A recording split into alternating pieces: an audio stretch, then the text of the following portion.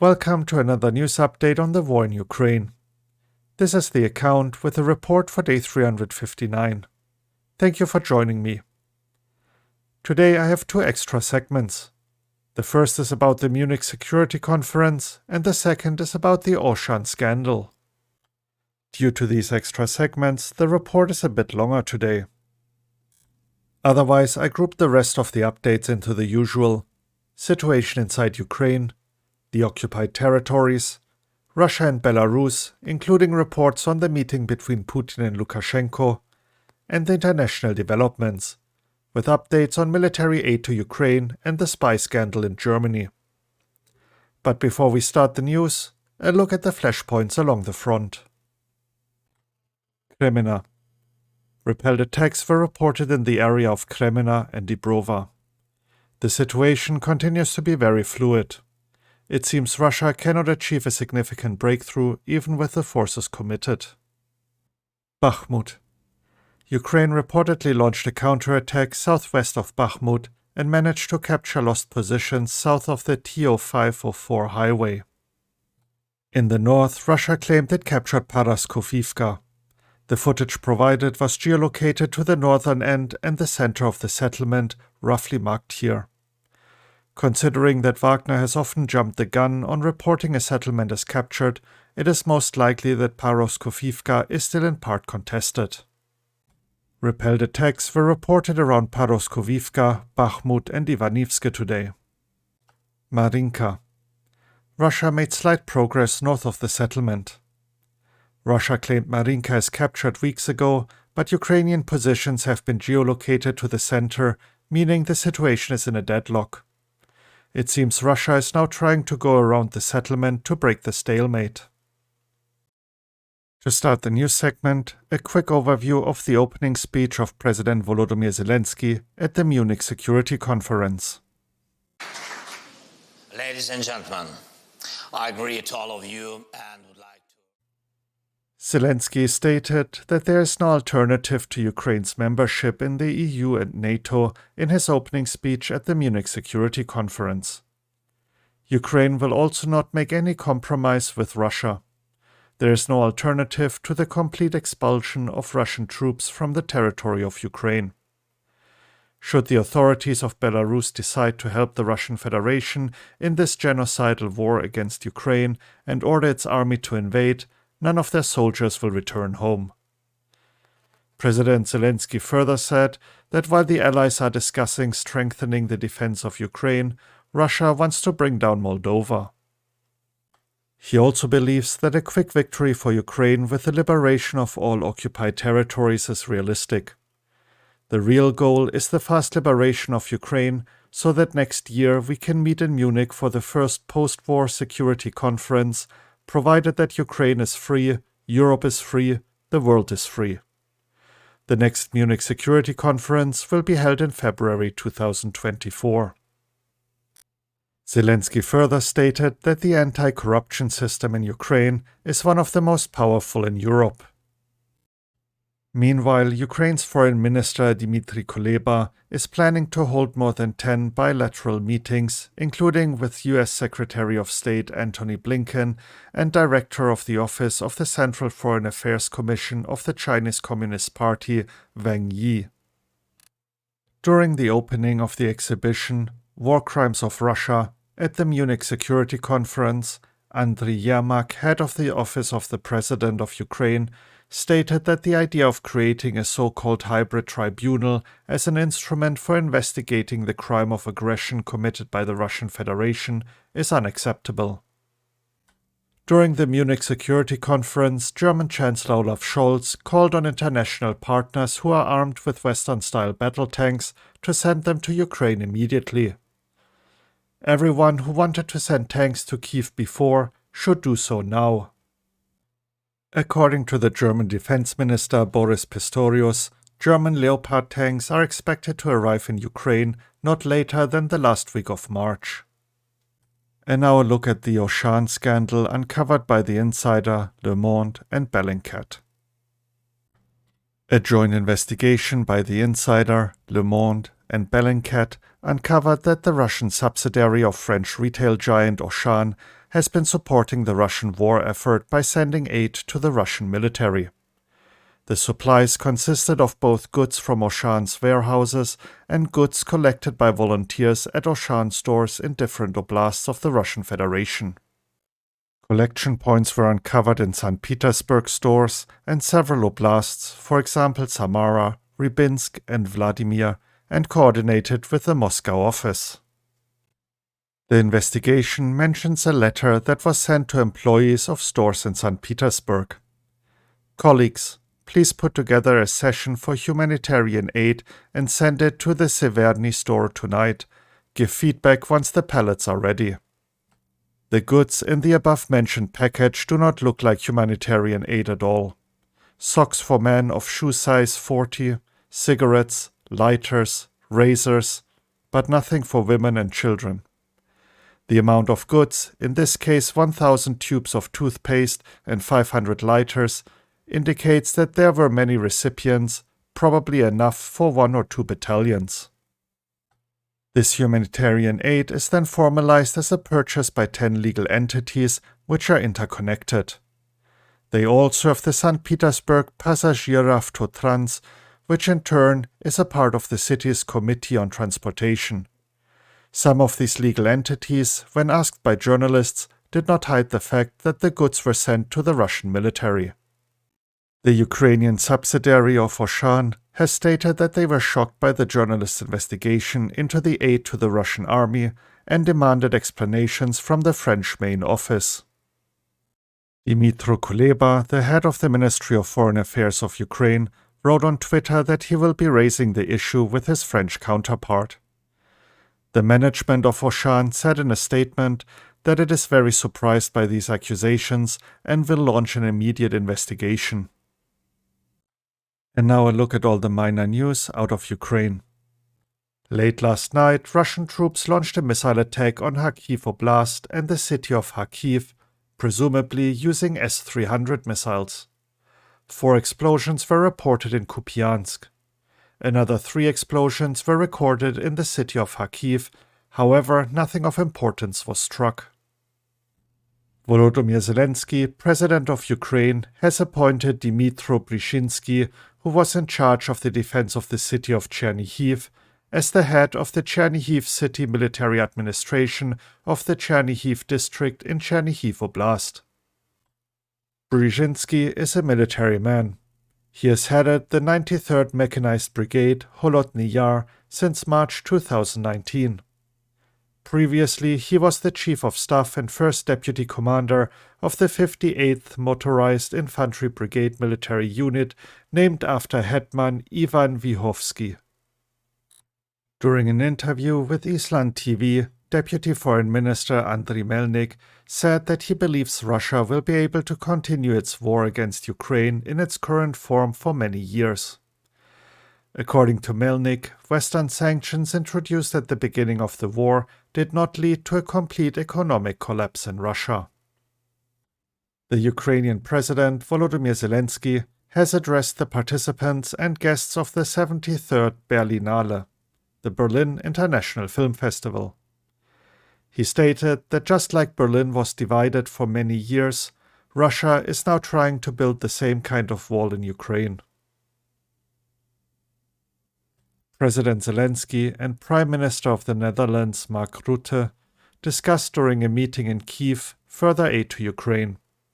However, the supply of military aircraft will still require further consideration. Next up, the latest regarding the situation in the occupied territories. A loud sound resembling a muffled artillery shot or an explosion could be heard in the central part of Sevastopol at approximately 4 a.m. local time in Crimea this morning. The Russian authorities claim to have shot down a UAV. In its morning update, the General Staff of Ukraine reported that Russian authorities have brought another group of Iranian instructors to the temporarily occupied city of Luhansk to train Russians on how to use Shahed drones.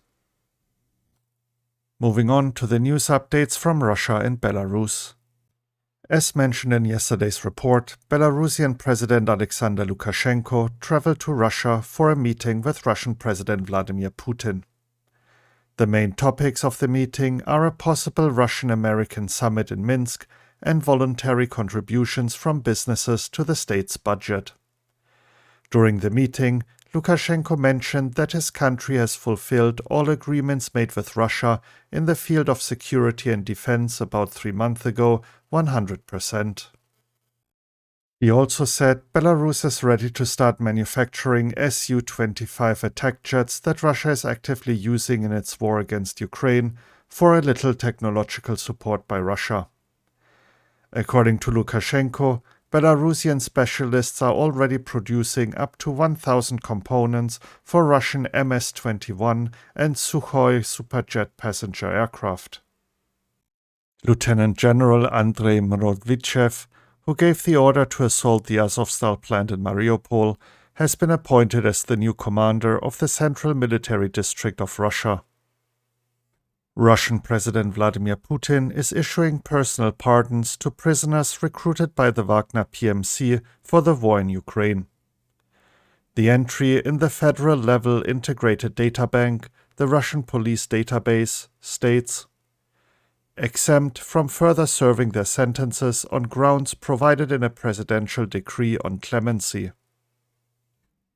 The Ministry of Foreign Affairs of the Russian Federation has summoned the Dutch ambassador due to the joint investigation team's accusation that Russian President Vladimir Putin ordered the supply of a Buk anti-aircraft missile system to DPR fighters, which is suspected to have shot down the Malaysian flight MH17. The ministry has claimed that the work of the MH17 Joint Investigation Team, led by the Prosecutor's Office of the Netherlands, has politicized nature. A quote from the statement reads, "We have demanded to stop compulsive attempts of the Dutch government to unreasonably hold the Russian Federation accountable for the MH17 plane crash over Donbass on July 17, 2014. According to NATO intelligence, cited by The Times, Russia is losing an average of up to 2,000 soldiers for every 91 meters of advance in the war against Ukraine. Just in the 2 weeks of February, the Russian BBC service, in conjunction with the Mediazona media outlet and a team of volunteers, managed to confirm the names of 1,679 killed Russian soldiers, which exceeded the usual weekly numbers 5 times. This is the biggest increase of the Russian personnel losses in all time of the Russian invasion. And to wrap up the news segment, the international developments. The Netherlands, Germany and Denmark are planning to transfer 100 Leopard 1 tanks to Ukraine. They will be sent as soon as they are ready for combat. 14 AMX-10RC wheeled tank destroyers are en route to Ukraine from France, the Forces Operations Bloc reported. The delivery is only the first batch of the unique armored vehicles, with more expected to be sent to Ukraine in the near future. The case of a suspected Russian spy employed by the Bundesnachrichtendienst, the German intelligence service, turned out to be more serious than previously thought. In particular, the Federal Security Service of the Russian Federation tried to obtain data on the location of artillery positions and air defense positions of the Ukrainian army. Especially the US-supplied HIMARS and German-supplied Iris-T were targeted. In an interview with Fox News, the leader of the Republican Party in the US Senate, Mitch McConnell, said that China had joined forces with Iran to help the Russian Federation in the war against Ukraine. Jens Stoltenberg, NATO Secretary General, EU Chief Diplomat Josep Borrell, and Foreign Minister of Ukraine Dmytro Kuleba will meet in Brussels on February 21st. The Deputy Minister of Defense of the Czech Republic, Daniel Blaškovič, announced that his country will produce air defense systems for Ukraine and provide the necessary ammunition. And now for the intelligence report segment, starting as usual with the UK Ministry of Defense. Russian Ministry of Defense and private military contractor, PMC, forces have likely suffered 175 to 200,000 casualties since the start of the invasion of Ukraine. This likely includes approximately 40 to 60,000 killed. The Russian casualty rate has significantly increased since September 2022, when partial mobilization was imposed. By modern standards, these figures represent a high ratio of personnel killed compared to those wounded. This is almost certainly due to extremely rudimentary medical provision across much of the force. Artillery has almost certainly inflicted the majority of Russia's casualties. Wagner PMC forces have deployed large numbers of convict recruits. These have probably experienced a casualty rate of up to 50%. A look at the latest assessment by the Institute for the Study of War. Russia is unlikely to meet its goal of capturing Bakhmut by February 24th, the Institute writes. According to the researchers, capturing Bakhmut by February 24th would require a significantly higher rate of Russian advance than anything seen for many months. Russian forces, however, do not appear to be quickening their rate of advance. Yevgeny Prigozhin recently stated that he expects Wagner Group fighters to encircle Bakhmut by March or April, and Prigozhin's pragmatic assessment of Russian advances in the Bakhmut area have generally been closer to tactical realities than assessments forecasting rapid Russian advances. The analysts further suggested that Russian forces may launch another series of missile attacks on civilian facilities all over Ukraine as actual military success continues to evade the Russian military. It was already reported that Russian forces are increasing their use of air power in Ukraine, but it is unlikely they will dedicate enough air power to combat operations over Ukrainian-controlled territory. Russian President Vladimir Putin has also met with the Russian Federation Commissioner for Children's Rights, Maria Lvova-Belova, which confirms the Kremlin's direct involvement with the deportation and adoption of Ukrainian children. The researchers further pointed at a statement by Putin made during the meeting. Putin made limited concessions to Yevgeny Prigozhin, head of the Wagner PMC, promising to provide social benefits to private military company fighters. And to wrap up the report, the evening update by the General Staff of Ukraine. The enemy is concentrating its main efforts on conducting offensive operations in the Kupiansk, Liman, Bakhmut, Avdiivka, Shakhtarsk directions, suffering significant losses in manpower. The training of units of Russian troops continues at the training grounds of the Republic of Belarus. The enemy continues to suffer losses. In the village of Kalanchak, Kherson Oblast, the occupiers converted the central district hospital into a military hospital and brought 36 liquidated and 18 wounded servicemen of the armed forces of the Russian Federation to the hospital. And that wraps up today's news report.